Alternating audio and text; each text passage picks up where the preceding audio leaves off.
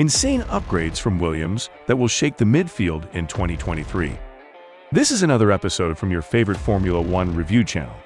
In today's episode, we will focus on the game-changing upgrades the Williams F1 team will be bringing to their new Formula One car at the preseason testing in Bahrain.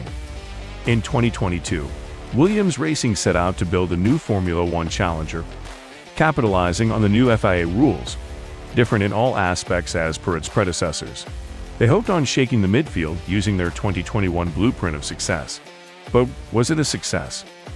Before diving into the upgrades, let us have a recap of what went wrong for Williams in the 2022 Formula One season.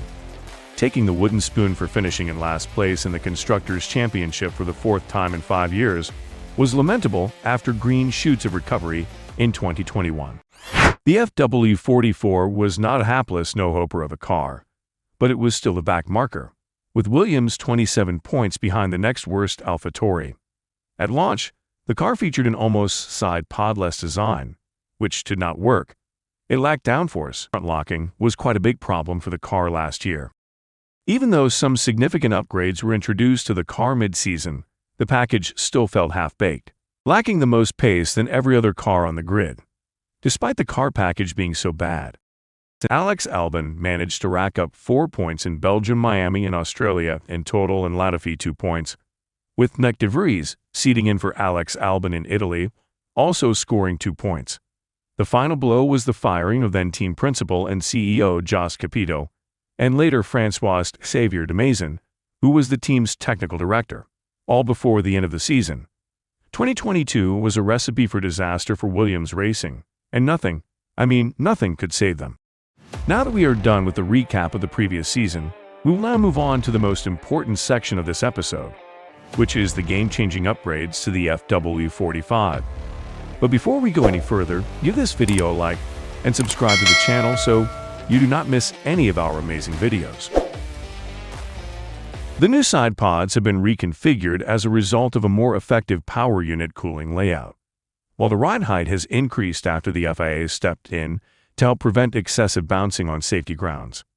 Meanwhile, the front suspension layout and major external aerodynamic surfaces have been modified, which should result in a more aerodynamically efficient car, with more overall downforce and improved handling characteristics. The new Mercedes-AMG F1 M14 e-Performance power unit is aimed at delivering more power with improved thermal efficiency. The car now has an overall height of 970 millimeters and a width of 2,000 millimeters. These will enable it to run at minimum weight as per the FIA regulations. Williams has also welcomed new partners in the shape of Gulf Oil, Stevens, Michelob Ultra, and Puristream, all of which should help bump up the in-season development fund.